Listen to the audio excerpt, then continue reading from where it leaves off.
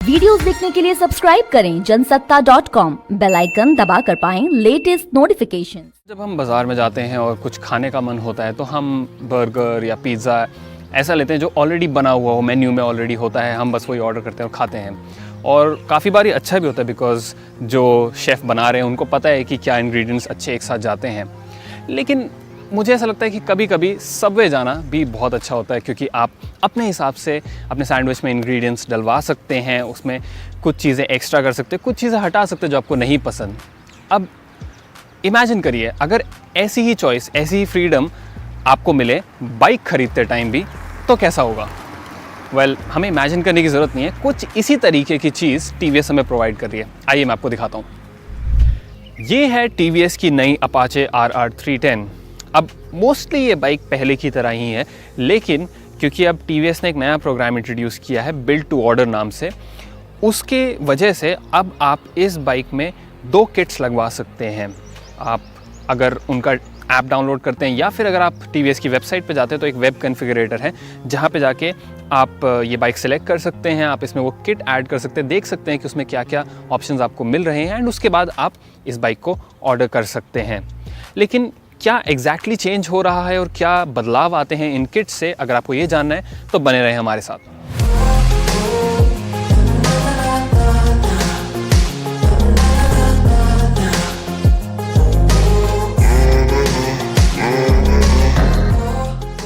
ज़्यादातर जब मैं किसी भी बाइक या कार का रिव्यू करता हूँ तो मैं कोशिश करता हूँ कि जल्दी से जल्दी मैं उसके परफॉर्मेंस पार्ट पे पहुँचूँ और बताऊँ कि वो चलाने में कैसी है। पर आज मैं थोड़ा सा टाइम लूँगा इसके लुक्स के बारे में बात करने के लिए, क्योंकि कुछ बदलाव हुए हैं। पहली बात तो मैं ये कहूँगा कि TVS को दाद देनी पड़ेगी कि इतने सालों से RR 310 का डिज़ाइन लगभग सेम ही रहा है, लेकिन उसके बावजूद ये बाइक आज भी बहुत ही ज़्यादा शानदार लगती है, बहुत ही ज़्यादा स्टाइलिश और एक स्पोर्ट्स बाइक वाला प्रॉपर आपको लुक देती है। कलर ऑप्शंस की अगर हम बात करें तो आपको अभी भी एक रेड और ब्लैक कलर ऑप्शन मिलता है, लेकिन अगर आप रेस या डायनामिक किट इस पे ऐड करवाते हैं तो आपको ये TVS racing inspired colour scheme भी देखने को मिलेगी जो आप खरीद सकते हैं। और मुझे ये बहुत ही ज़्यादा पसंद आया, स्पेशली अगर आप इसे रेस ट्रैक पे चलाते हो तो बिल्कुल एक प्रॉपर रेस बाइक की तरह ये लगती है। इसमें काफ़ी अच्छा डिस्ट्रीब्यूशन है कलर्स का। हाँ, मैं मानता हूँ कि कुछ लोगों को शायद ये कलर थोड़ा ज़्यादा चमक धमक वाला लगे, तो उनके लिए वो रेड और ब्लैक कलर ऑप्शन भी हैं। जो इसके अलॉय व्हील्स हैं वो भी अगर आप देखेंगे तो नॉर्मली ब्लैक कलर में आते हैं, लेकिन अगर आप इसमें कोई भी किट लगवाते हैं तो आपको अलॉयज़ रेड कलर में भी देखने को मिल जाएंगे, जो कि एक काफ़ी अच्छा टच है। इसी के साथ साथ जो इसकी विंड स्क्रीन है आगे, इस पर आप देख सकते हैं एक 2 डिजिट का नंबर आपको देखने को मिलेगा, जो कि आप अपनी तरफ से कुछ भी नंबर इस पर लगवा सकते हैं आपके हिसाब से, अगर आपको कोई भी नंबर लगवाना हो। इनफैक्ट आप वीडियो को पॉज कीजिए, कमेंट्स में जाइए और हमें बताइए कि अगर आप ये बाइक लें तो आप आगे कौन सा नंबर लिखवाएंगे।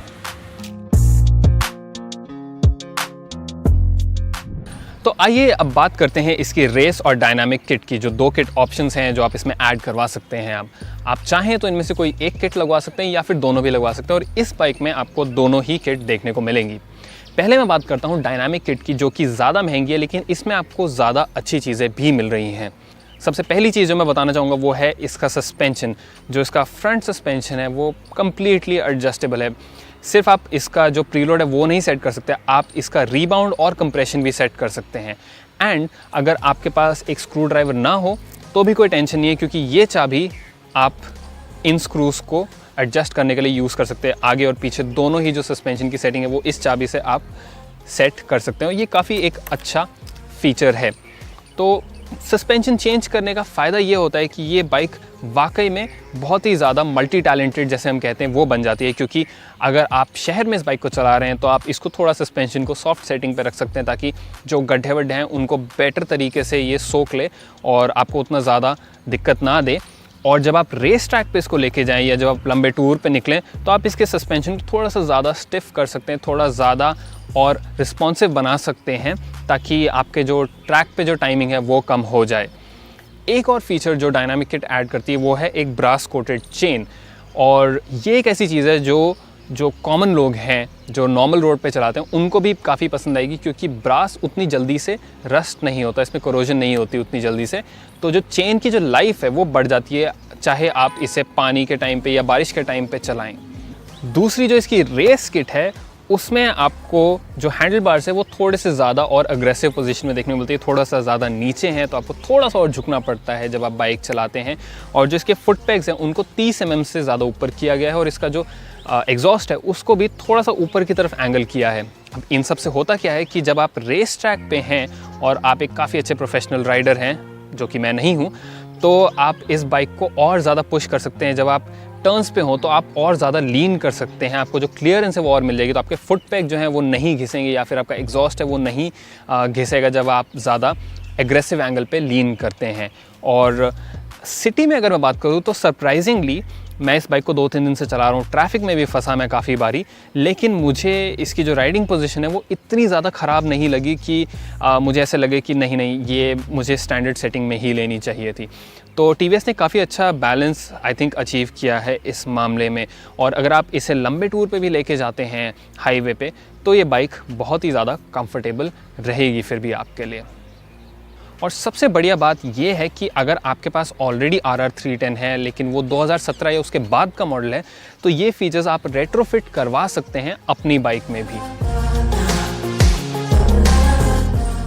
अब अगर मैं इसके इंस्ट्रूमेंट क्लस्टर की बात करूँ तो आपको अभी भी एक 5 इंच का फुल कलर यूनिट देखने को मिलता है, और ये देखने में बहुत ही अच्छा है। इसमें बहुत सारी इन्फॉर्मेशन मिलती है, और इसमें क्योंकि राइड बाय वायर टेक्नोलॉजी है तो आपको अलग अलग राइडिंग मोड्स भी देखने को मिलते हैं। अर्बन है, रेन है, स्पोर्ट है, और इवन ट्रैक मोड है। तो ये सब तो पहले की तरह है, लेकिन अब इसमें कुछ एडिशंस और हुए हैं। अगर मैं इसके मेन्यू में जाऊं तो आप यहाँ देख सकते हैं कि इसमें ट्रिप मीटर तो आपको मिलते ही मिलते हैं जैसे कि पहले की तरह, पर अब आपको एक डे ट्रिप मीटर भी मिलता है।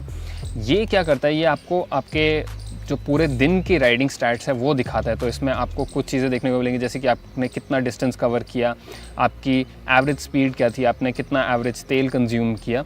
तो ये एक अच्छा एडिशन है इसमें। इसके अलावा एक और बड़ा एडिशन ये है कि जब आप माई व्हीकल में जाएंगे तो यहाँ पे आप डॉक्यूमेंट स्टोर कर सकते हैं। तो आप 3 इमेजेस तक इसमें स्टोर कर सकते हैं, और ये चीज़ें हो सकती है जैसे कि मान लो आपका जो लाइसेंस है वो आप इसमें स्टोर कर सकते हैं, या फिर अगर आपका व्हीकल का जो पोल्यूशन सर्टिफिकेट होता है या RC है, ऐसे डॉक्यूमेंट्स आप इसमें रख सकते हैं। तो ये भी एक अच्छा फीचर है कि आपको डॉक्यूमेंट अगर आपके पास नहीं भी हो तो एटलीस्ट बाइक के इंस्ट्रूमेंट क्लस्टर में हैं वो। और इसी के साथ साथ आप इसमें एक कस्टम स्पीड अलर्ट भी सेट कर सकते हैं। तो आप यहाँ पे चूज़ कर सकते हैं, जैसे मान लो अगर मैं 50 की रखता हूँ तो जैसे ही अगर मैं 50 की स्पीड क्रॉस करूँगा तो बाइक मुझे इंडिकेशन देगी कि मैंने जो स्पीड लिमिट सेट करी है मैं उससे ऊपर जा चुका हूँ। ये भी एक अच्छा फीचर है। और last but not the least, इसमें आपको एक डायनामिक रेव लिमिटर भी मिलता है।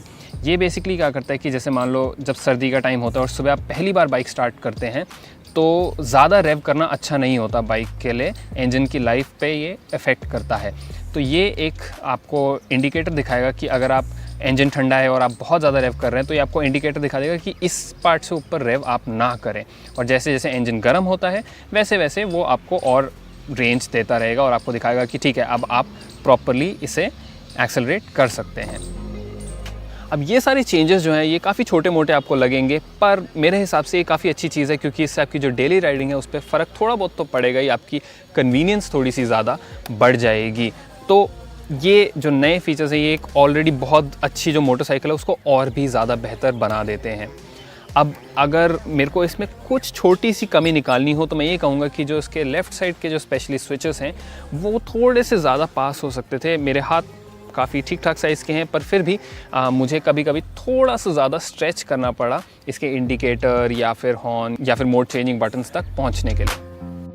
तो आइए अब आखिरकार हम बात करते हैं इस बाइक के इंजन और ट्रांसमिशन की, और ये चलाने में कैसी है। मैंने इस पार्ट को लास्ट के लिए इसलिए छोड़ा क्योंकि ज़्यादा कुछ बदला नहीं है। आपको अभी भी वही 312 सीसी का सिंगल सिलेंडर इंजन मिल रहा है लिक्विड कूलिंग के साथ। हालांकि अगर आप इसे किसी गर्म दिन पे चलाएंगे तो आपके जो टांगों के पीछे वाला हिस्सा है वहाँ पे आपको थोड़ी गर्मी महसूस हो सकती है। अब जैसे कि मैंने आपको पहले बताया कि इसमें राइड बाय वायर टेक्नोलॉजी आती है और आपको 4 राइडिंग मोड्स मिलते हैं, तो इसका पावर और टॉर्क है वो भी आपको अलग अलग मिलता है डिपेंडिंग ऑन द मोड। अगर आप स्पोर्ट या ट्रैक में तो आपको पूरा 33.5 bhp का पावर मिलता है और 27 न्यूटन मीटर का टॉर्क देखने को मिलेगा। पर अगर आप बाकी 2 मोड में हैं तो ये कम हो जाती है पावर और टॉर्क, आपको मिलेगी 25.4 bhp की पावर और 25 न्यूटन मीटर का टॉर्क।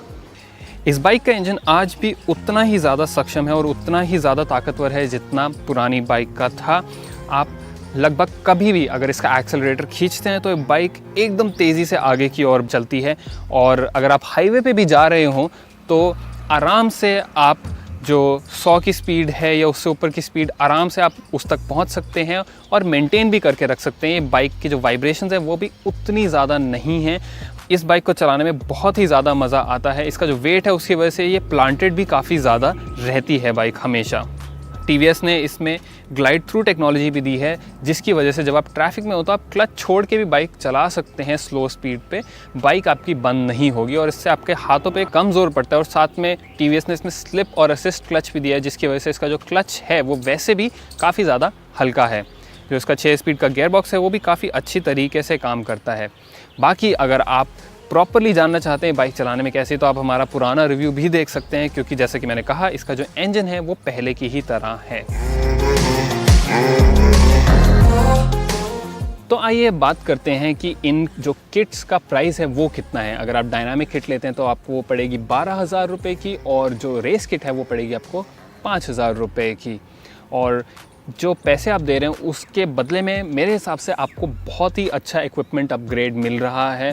और ये जो फुली एडजस्टेबल सस्पेंशन है ये तो बहुत ही ज़्यादा एक अच्छा एडिशन है, क्योंकि इससे जो इस बाइक की जो कैपेबिलिटी है वो बहुत ज़्यादा बढ़ जाती है। आप इसे रोज़ यूज़ कर सकते हैं। जब आप शहर में चला रहे हो, आप अगर ट्रैक पे जाते तो भी आप इस बाइक का सस्पेंशन ट्यून करके वहाँ पे भी इसे बहुत अच्छे से यूज़ कर सकते हैं।